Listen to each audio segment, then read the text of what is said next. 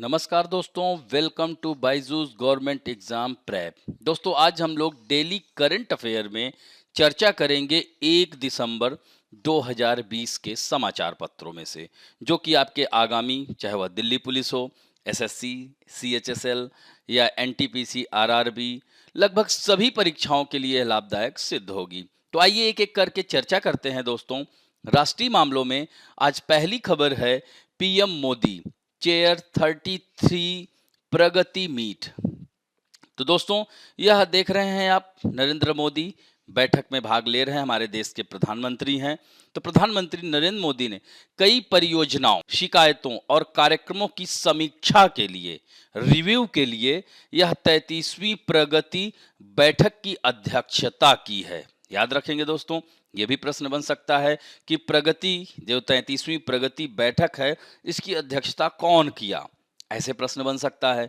और दोस्तों, प्रगति का फुल फॉर्म क्या है?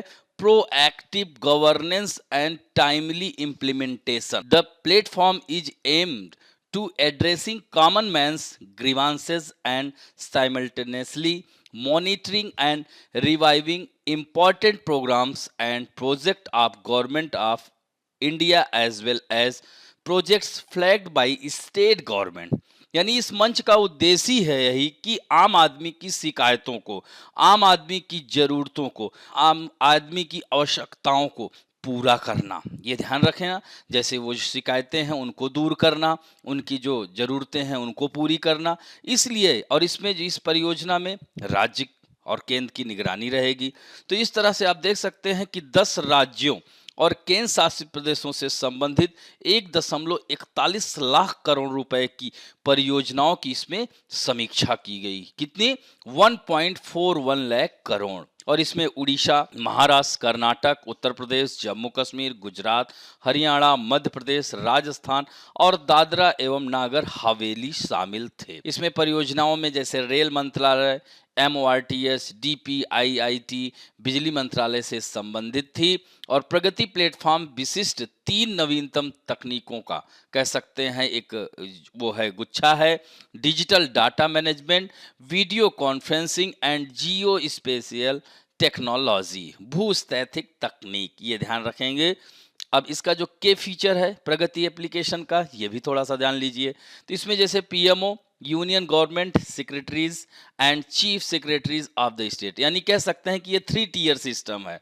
यानी PMO इसमें होगा, प्रधानमंत्री ऑफिस कार्यालय, और केंद्र सरकार के सचिव तथा राज्यों के मुख्य सचिव इसमें इससे संबंधित हैं। और प्राइम मिनिस्टर, प्रधानमंत्री एक मासिक कार्यक्रम आयोजित करेंगे जहां वे भारत सरकार के सचिवों और मुख्य सचिवों के साथ डेटा और भू सूचना विज्ञान दृश्यों द्वारा सक्षम वीडियो कॉन्फ्रेंसिंग के माध्यम से बातचीत करेंगे। और इस तरह का यह पहला कार्यक्रम दोस्तों, याद रखिएगा, 25 मार्च 2015 को 3:30 बजे शुरू किया गया था। और प्रगति डे अब यह हर महीने में एक बार चौथे बुधवार को, यानी एवरी 4th वेडनेसडे को 3:30 बजे आयोजित किया जाएगा। और इसी में एक कि सार्वजनिक शिकायतों, चालू कार्यक्रमों और लंबित परियोजनाओं के बारे में उपलब्ध डेटाबेस से PM द्वारा उठाए जाने से पहले मुद्दों को चिन्हित किया जाएगा। यानी जिस तरह की जो सार्वजनिक शिकायतें हैं, आम जनता को क्या समस्याएं हैं, उन सब चीज़ों को इसमें चिन्हित किया जाएगा। और जो लंबित परियोजनाएं हैं, जो पेंडिंग में प्रोजेक्ट चल रहे हैं, वो कार्य नहीं पूरे हो पाए हैं, उन सब की समीक्षा की जाएगी कि यह कार्य क्यों नहीं हो रहे हैं, इनमें क्या अड़चन आ रही है, उन सब को दूर किया जाएगा इन बैठकों में। और इस तरह से आप देख सकते हैं कि प्रणाली शिकायतों, परियोजना निगरानी समूह, सांख्यिकी और कार्यक्रम कार्यान्वयन मंत्रालय के लिए इस तरह से आप देख सकते हैं प्रोजेक्ट मॉनिटरिंग ग्रुप, इसको PMG कहते हैं, CPGRAM for grievances project monitoring group and ministry of statics and programme implementation. तो इस तरह से प्रगति इन 3 पहलुओं के लिए एक इंटरफेस और प्लेटफॉर्म प्रदान करता है। अब बढ़ते हैं सेकंड, DRDO। दोस्तों, इसके बारे में तो जानते ही होंगे, डिफेंस रिसर्च डेवलपमेंट ऑर्गेनाइजेशन। तो DRDO ने अभी सीमा पर संघर्ष के बीच सरकार ने चीन और पाकिस्तान के साथ सीमाओं पर हिमस्खलन और भूखंड पर केंद्रित शोध करने के लिए 2 DRDO लैब का, यानी 2 DRDO लैब का विलय कर दिया है और ये नई लैब का निर्माण किया। और जो दोनों का विलय करने के बाद नई लैब का निर्माण जो नाम आया है उसका ध्यान रखिएगा, विलय के बाद defence geo informatics research establishment. ये आपकी परीक्षा में आ सकता है दोस्तों। तो जो मर्ज होने के बाद क्या बना है नया, defence geo informatics research establishment. और किन दो का विलय हुआ है, तो दोस्तों एक तो मनाली में जो मुख्यालय वाला हिमपात और हिमस्खलन अध्ययन प्रतिष्ठान है, ध्यान रखेंगे इसको SASE कहेंगे, यानी क्या कहेंगे इसको, स्नो एंड एवलांचे स्टडी इस्टेब्लिशमेंट, ये अंडरलाइन कर दे रहा हूं। और सेकंड दिल्ली बेस्ड है जिसका नाम है डिफेंस सेक्टर रिसर्च फाउंडेशन या इस्टेब्लिशमेंट या रक्षा क्षेत्र अनुसंधान प्रतिष्ठान। इन्हीं दोनों को मिलाकर के क्या बना दिया गया है, defence geo informatic research establishment. अगला है Prakash Javadekar launches India climate change knowledge portal. दोस्तों जैसा कि आपको पता है पर्यावरण वन और जलवायु मंत्री परिवर्तन मंत्री कौन है, ये देख रहे हैं उनका चित्र दिख रहा है। इन्होंने लॉन्च किया है एक पोर्टल, प्रकाश जावड़ेकर। यही प्रश्न पूछ लेगा कि कौन है मंत्री, तो प्रकाश जावड़ेकर भारतीय जलवायु परिवर्तन ज्ञान पोर्टल लॉन्च किया है। और इस पोर्टल को लॉन्च करने का जो उद्देश्य है यानी जलवायु कार्रवाई लक्ष्यों को हासिल करना, यानी 2020 से पहले के जलवायु कार्रवाई लक्ष्यों को। तो इस तरह से आप देख सकते हैं कि भारत जलवायु परिवर्तन के लिए हालांकि जिम्मेदार नहीं है, ऐसा हमारे मंत्री जी ने कहा, लेकिन यह चुनौती को कम करने के लिए जिम्मेदार कार्रवाई कर रहा है। इसीलिए भारत देखिए कि जलवायु परिवर्तन में भी वैश्विक परिदृश्य में एक महत्वपूर्ण भूमिका के रूप में उभर रहा है। विश्व के देश काफी तारीफ कर रहे हैं कि भारत जैसे सोलर एनर्जी, यानी अभी हम लगातार चर्चा कर ही रहे हैं, तो इन सब पर भारत ध्यान दे रहा है, पर्यावरण सुरक्षा पर ध्यान दे रहा है। तो ऐसे में भारत इस तरह की क्लाइमेट चेंज पर जो बैठकें होती हैं अंतर्राष्ट्रीय जगत, भारत की तारीफ कर रहा है ऐसे में। तो ये ध्यान रखेंगे दोस्तों।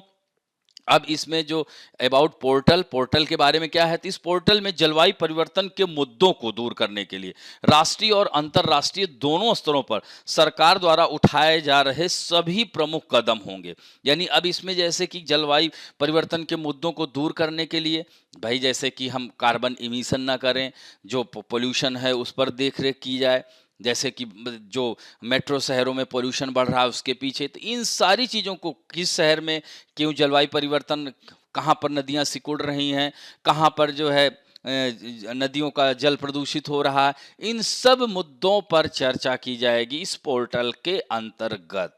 पोर्टल एक एकल बिंदु सूचना संसाधन होगा जो विभिन्न लाइन मंत्रालयों द्वारा की गई जलवायु पहलों के बारे में जानकारी प्रदान करेगा। तो पॉइंट टू पॉइंट कह सकते हैं, this portal will be a single point information resource that provide information on the different climate initiative taken by various line ministers, enabling user to assess D status on these initiative, यानी D स्थिति तक पहुंचने में सक्षम बनाता है। तो इस तरह का आप देख सकते हैं कि जो भी परिवर्तन हो रहा है, जो भी परिवर्तनकारी कारक हैं, उन पर इस पर जो है जांच की जाएगी और मंत्रालय के द्वारा इसको संज्ञान में लिया जाएगा। अब बात करते हैं नरेंद्र सिंह तोमर लॉन्चेज हनी FPO, हनी मतलब समझते हैं दोस्तों शहद, FPO प्रोग्राम इन 5 स्टेट। तो ये नरेंद्र सिंह तोमर, आप लोग देख रहे हैं इस समय किसान आंदोलन चल रहा है, उसमें काफ़ी बढ़ चढ़ करके हिस्सा ले रहे हैं बैठक में, यानी मध्यस्थता में। भारत के जो भारतीय जनता पार्टी के राष्ट्रीय अध्यक्ष हैं उनके साथ ये हैं, पीयूष गोयल हैं, गृह मंत्री हैं, ये सब लोग चर्चा कर रहे हैं कि आखिर किसान का जो ये आया हुआ है, ये जो बिल है, इस पर किसानों का विरोध क्यों है एग्रीकल्चर बिल पर। तो उसी पर ये काफ़ी महत्वपूर्ण भूमिका निभा रहे हैं, क्योंकि हमारे केंद्रीय कृषि और किसान कल्याण मंत्री हैं नरेंद्र सिंह तोमर ने। तो शहद उत्पादन के लिए यानी हनी प्रोडक्शन के लिए 5 राज्यों में हनी फार्मर प्रोड्यूसर ऑर्गेनाइजेशन यानी FPO प्रोग्राम का उद्घाटन किया है दोस्तों। तो इसमें क्या है कि जैसे मधुमक्खी पालन उद्योग के मुद्दों का समाधान करना, यानी कहाँ पर कैसी दशाएं हैं, कहाँ पर यह उद्योग स्थापित किया जा सकता है, कहाँ पर इसका अच्छी तरह से विकास किया जा सकता है, उन सब मुद्दों का समाधान होगा इस कह सकते हैं प्रोग्राम के तहत। इससे क्या होगा, किसानों की आय बढ़ेगी या किसानों की आय बढ़ाने के लक्ष्य की प्राप्ति में काफ़ी मदद करेगा दोस्तों। इन 5 FPO को national agriculture cooperative marketing federation of India, ये देख रहे ना दोस्तों, इसका फुल फॉर्म याद रखना, NAFED, नेफेड कहते हैं, national agriculture cooperative marketing federation of India limited. आगे इसके बारे में थोड़ा सा बताऊंगा, पहले खबर देख लीजिए। तो ये जो 5 हैं, पूर्वी चंपारण यानी बिहार में, मध्य प्रदेश में मुरैना, भिंड मुरैना क्षेत्र सुना होगा दोस्तों, भरतपुर राजस्थान जहां पर केवलादेव पक्षी विहार है, घाना बर्ड सेंचुरी, मथुरा उत्तर प्रदेश में सबसे ज्यादा मेले मथुरा में ही लगते हैं, राधा नगरी है, भगवान कृष्ण का जन्म स्थान है, और सुंदरवन जो कि मैंग्रोव फॉरेस्ट के लिए जाना जाता है, सुंदरी वृक्ष के नाम पर। तो इस तरह से इन 5 राज्यों में शुरू किया गया है। तो इस प्रोग्राम के तहत 10,000 FPO के गठन और संवर्धन के लिए केंद्रीय क्षेत्र योजना के तहत हनी FPO कार्यक्रम शुरू किया गया है।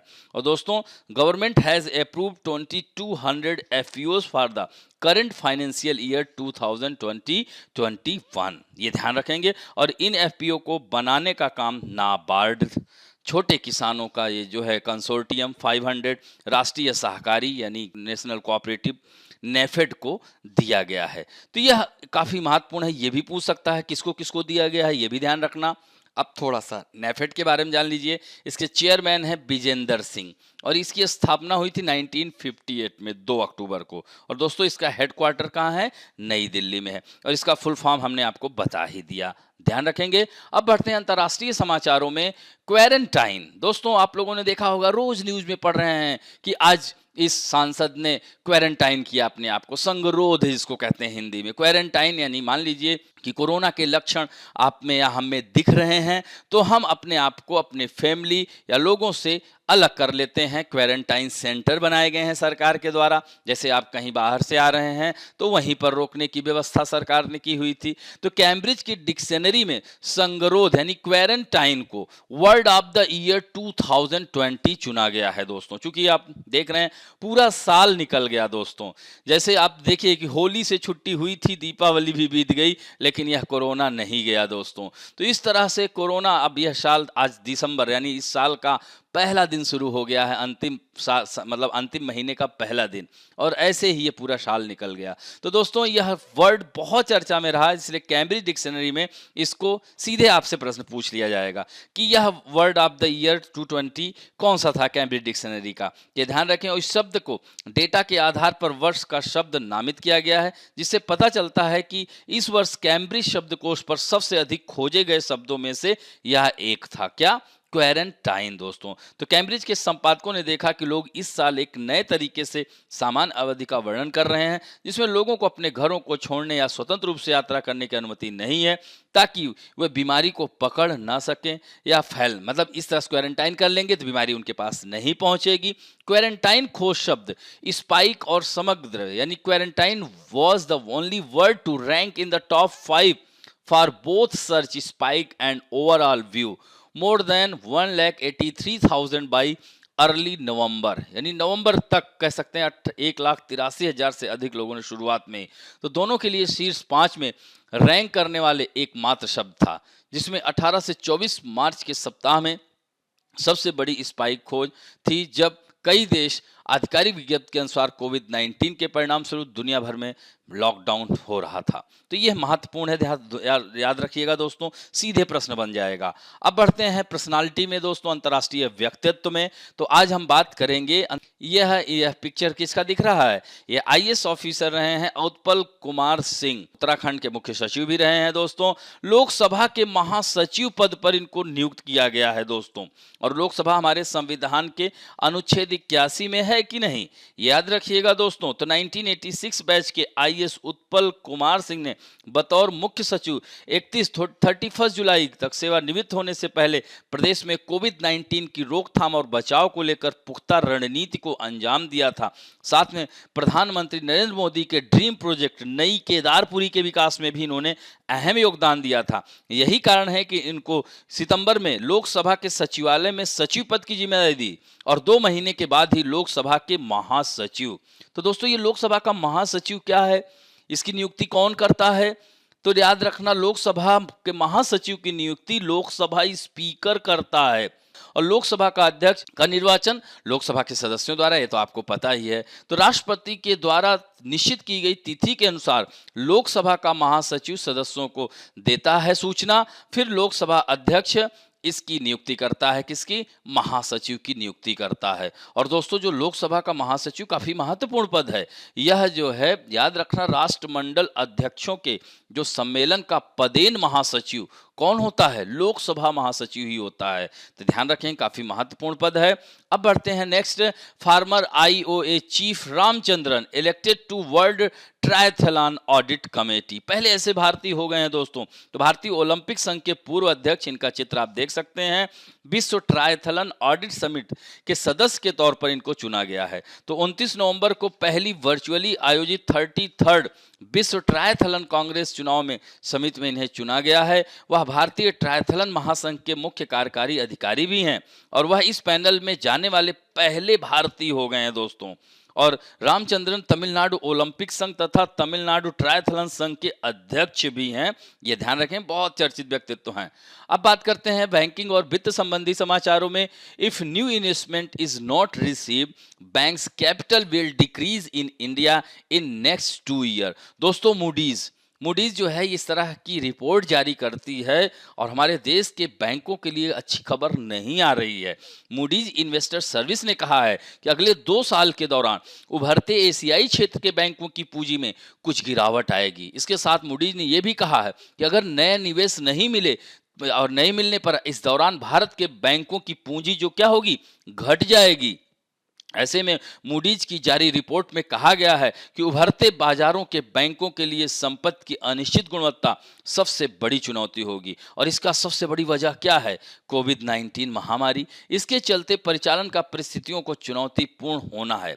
तो रिपोर्ट में कहा गया है कि उभरते बाजारों में 2021 के लिए बैंकों का परिदृश्य नकारात्मक है। वहीं बीमा कंपनियों के लिए यह कह सकते हैं कि at the same time it is stable for insurance companies. अब दोस्तों थोड़ा सा मूडीज के बारे में जान लीजिए। तो इसके सीईओ ध्यान रखना, यहाँ पर देखिए दिया हुआ है 2007 से ही है, रेमंड डब्ल्यू मैकडैनियल जूनियर हैं। हेडक्वार्टर इसका कहाँ है? न्यूयॉर्क है, United State. Parent organisation Moody's corporation इसको कहते हैं। फाउंडर हैं जॉन मूडी, उन्हीं के नाम पर है। इसकी स्थापना 1909 में हुई थी, न्यूयॉर्क यूनाइटेड स्टेट में है। याद रखना, 2 बार लिख गया है। तो यह इसके यहाँ पर हिंदी में हमने दिया है, इसको भी ध्यान रखिएगा। तो इसने रिपोर्ट जारी की है। तो भारतीय बैंकिंग व्यवस्था के लिए यानी आगामी समय जो आ रहा है वह बहुत ही कठिन और क्रूशियल आने वाला है दोस्तों। नेक्स्ट है पुस्तकें और पुरस्कारों में। दोस्तों फिर बात कोविड जरूर कहीं ना कहीं पूरी न्यूज में कोविड जरूर आ जाता है, क्योंकि इस तरह से पूरी विश्व को तहस नहस करके कर रखा है। तो एक book title future of regional cooperation in Asia and the Pacific, और वो भी किसके द्वारा? एडीबी के द्वारा। ये क्या है? एशियाई डेवलपमेंट बैंक है दोस्तों। इसका हेडक्वार्टर कहाँ है? मनीला में है। और मनीला कहाँ है? फिलीपींस की कैपिटल है। याद रखेंगे दोस्तों। तो एशियाई विकास बैंक ने future of regional cooperation in Asia and the Pacific नामक एक नई पुस्तक जारी की है। और यह पुस्तक इस बात की मतलब अंतर्दृष्टि प्रदान करती है कि इसमें स्वास्थ्य, व्यापार, वित्त और आपदा जोखिम सहित क्षेत्रीय सहयोग रणनीतियों को एशिया और प्रशांत में आर्थिक विकास में तेजी लाने और कोविड-19 महामारी से उबरने में मदद मिल सकती है इस किताब के माध्यम से दोस्तों। यह कोविड-19 महामारी से उबरने और पुनर्निर्माण के लिए एक साथ काम करने के लिए इस क्षेत्र की अर्थव्यवस्थाओं के अवसरों की खोज करती है यह किताब। या ध्यान रखेंगे दोस्तों। अब बात करते हैं खेल समाचारों में। यहाँ पर आप देख सकते हैं विराट कोहली का चित्र है और यह जहां से हम लोग न्यूज सुना रहे हैं, बाइजूस की भी जर्सी इनके ऊपर लगी हुई है। Virat Kohli becomes fastest to reach 22,000 international runs. दोस्तों यह तीसरे ऐसे भारतीय हो गए हैं। भारतीय क्रिकेट टीम के कप्तान विराट कोहली ने एक अनोखा रिकॉर्ड बना दिया है, यानी 22,000 रन पूरा कर लिया है। वो भी सबसे तेज बल्लेबाज बन गए हैं, क्योंकि देखिए 462 इनिंग में ही इनका, तेंदुलकर 493 इनिंग था। इसी तरह से ब्रायन लारा 511, इसी तरह से रिकी पोंटिंग 514 लिस्ट में है। तो इस तरह से आप देख सकते हैं कि अपनी 462वीं पारी में मील के पत्थर तक पहुंचे हैं, जबकि तेंदुलकर 493। यह ध्यान रखेंगे। अब इसमें जैसे महत्वपूर्ण है कि the only batsman with an average of 50 across all format. अब देखिए इनका जो एवरेज है वो 50 का है सभी पे, चाहे वह टेस्ट मैच हो, चाहे वनडे हो, चाहे वह T20 हो, सब में आप देख सकते हैं 7,240 run on test, 12,834 run in one day and 2794 run in T20s। तो सभी प्रारूपों में इनका जो है 50 से अधिक का औसत है। और दोस्तों ये कहाँ, अभी ऑस्ट्रेलिया में भारत ऑस्ट्रेलिया श्रृंखला चल रही है, उसी SCG में ऑस्ट्रेलिया और भारत के बीच दूसरे वनडे के दौरान कोहली ने यह उपलब्धि हासिल की है। कुल मिलाकर 8वें बल्लेबाज बन गए हैं और 22,000 अंतर्राष्ट्रीय रन बनाने वाले तीसरे भारतीय, यानी पहले सचिन तेंदुलकर, राहुल द्रविड़ और ये हैं, देख रहे हैं ना, 24,208 रन बनाने वाले राहुल द्रविड़ इस सूची में दूसरे हैं और तीसरे पे कौन हो गए, विराट। अब बढ़ते हैं महत्वपूर्ण दिवस। आज दोस्तों विश्व एड्स दिवस है। लाइलाज बीमारी है। 1988 के बाद से 1 दिसंबर को हर वर्ष विश्व एड्स दिवस मनाया जाता है दोस्तों। तो इसमें जैसे एड्स का फुल फॉर्म कई बार आप लोगों की परीक्षाओं में आया है, तो एक्वायर्ड इम्यूनो डिफिशियंसी सिंड्रोम, और जिसका नाम HIV वायरस है, यानी ह्यूमन इम्यूनो वायरस। तो यह 1 दिसंबर को मनाया जाता है दोस्तों। इस बार का विश्व एड्स दिवस का जो विषय है, यहां पर देख सकते हैं, according to the HIV.org website, this year theme of the world AIDS day is ending the HIV AIDS epidemic, resilience and impact. यानी after the year 2008, each year's theme is chosen by the Global Steering Committee of the World AIDS Campaign। दोस्तों 2008 के बाद से अब हर वर्ष इसका theme विषय दिया जाता है। जैसे 1988 के बाद से यह मनाया जा रहा है और मतलब हर वर्ष यह विश्व एड्स दिवस, और दोस्तों ध्यान रखना कि 2008 के बाद से इसका थीम सब। तो इस बार का जो थीम है क्या, एंडिंग द HIV एड्स महामारी, लचीलापन और प्रभाव है, ये ध्यान रखेंगे। अब बढ़ते हैं, let us talk about some important fact. दोस्तों इंटरेस्टिंग फैक्ट अबाउट जापान। दोस्तों रोज हम लोग एक देश की चर्चा करते हैं, उसकी रोचक बातों की चर्चा करते हैं। तो दोस्तों आज हम लोगों ने जापान को लिया है। जापान में हजारों द्वीप हैं, 5,6800 से अधिक, 6,800 से अधिक द्वीप हैं दोस्तों। और कम से कम इतने द्वीप हैं, कह सकते हैं कि वह 1 किलोमीटर, यानी करीब 3400 द्वीप ऐसे हैं जो 1 वर्ग किलोमीटर से भी कम हैं।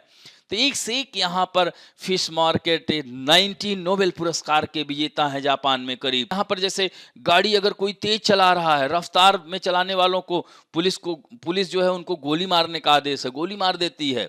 जापान में सिर्फ 4% बेरोजगार लोग हैं। कम से कम 60% जो एनिमेटेड शो है जापान में बनते हैं। तो इस तरह से जापान में 98% लोग पुरुषों को गोद लेते हैं ताकि उनके परिवार का मतलब आगे बढ़ सके कार्य। तो इस तरह से, और यहाँ पर दोस्तों सबसे ज्यादा लोग जो है सुसाइड बहुत करते हैं, क्योंकि काम का डिप्रेशन की वजह से काम का प्रेशर इतना ज्यादा रहता है कि लोग सुसाइड कर लेते हैं दोस्तों। और यहाँ पर 100% साक्षरता दर है, कह सकते हैं।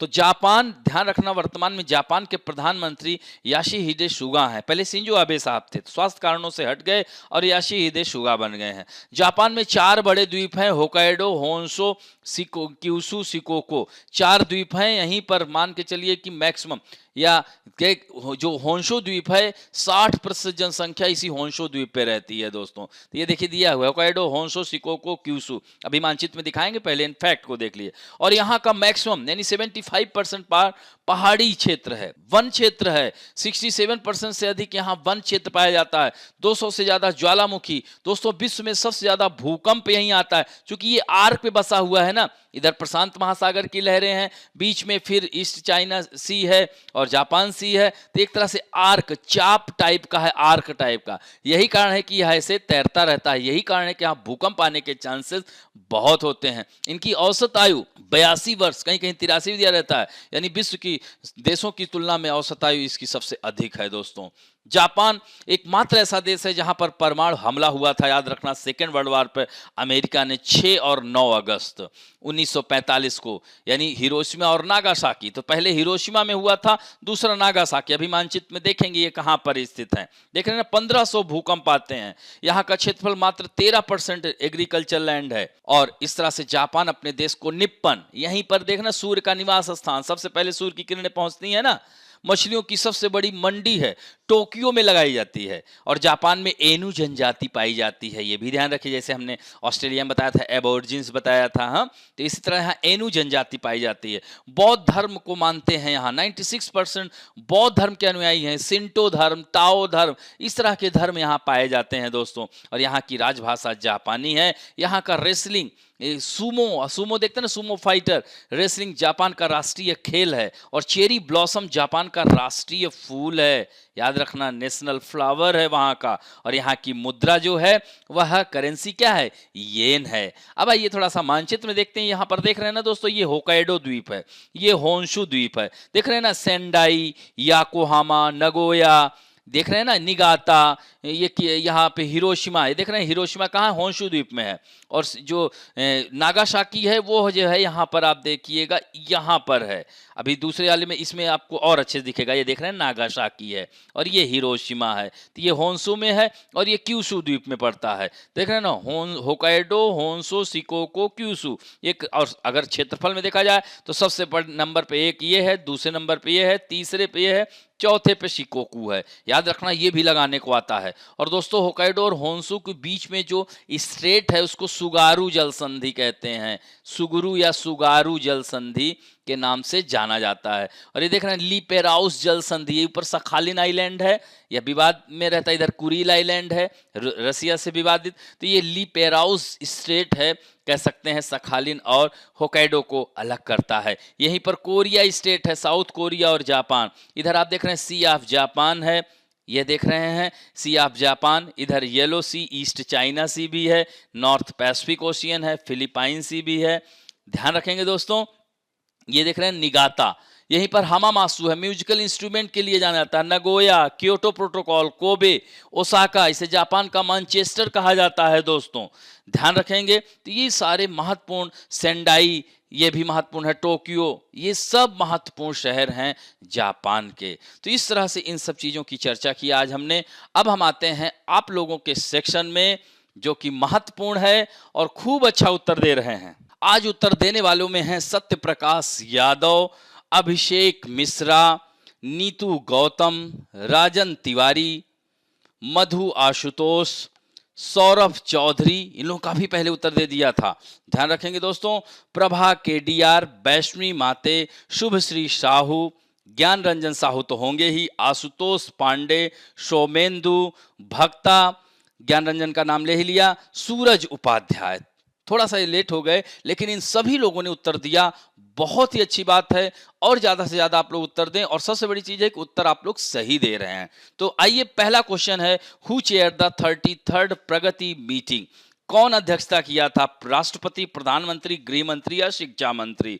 नेक्स्ट है, defence research and development organisation ने 2 लैब का विलय करके किस नाम की एक नई प्रयोगशाला बनाई है, defence geo informatic research establishment, या snow and avalanche study establishment, या डिफेंस सेक्टर रिसर्च इस्टेब्लिशमेंट, या none of these. Next question है, वर्तमान में पर्यावरण, वन एवं जलवायु परिवर्तन मंत्री कौन है, नरेंद्र सिंह तोमर, प्रकाश जावड़ेकर, रमेश पोखरियाल या जयंत सिन्हा।